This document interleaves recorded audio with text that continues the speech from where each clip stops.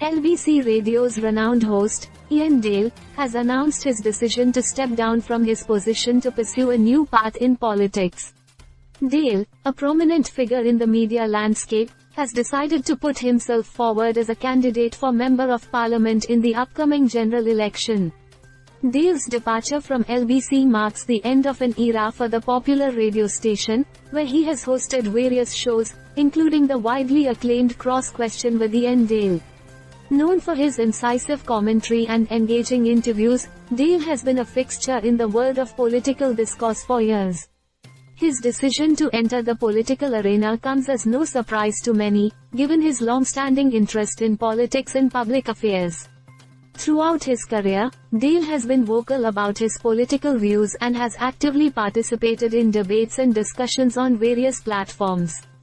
In a statement, Dale expressed his gratitude to LBC for the opportunity to host his shows and engage with listeners on a wide range of issues. He emphasized his commitment to serving the public and bringing about positive change through politics. Dale's decision has sparked both praise and speculation within political circles.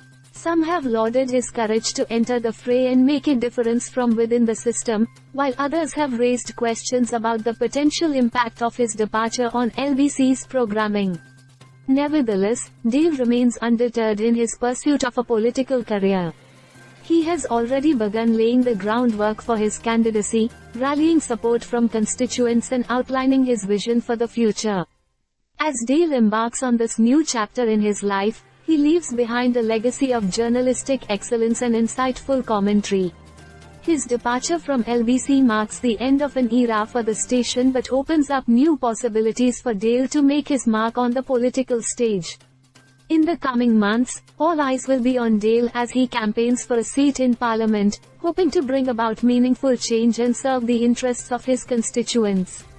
His journey from radio host to political candidate is sure to be closely watched and analyzed by observers across the country.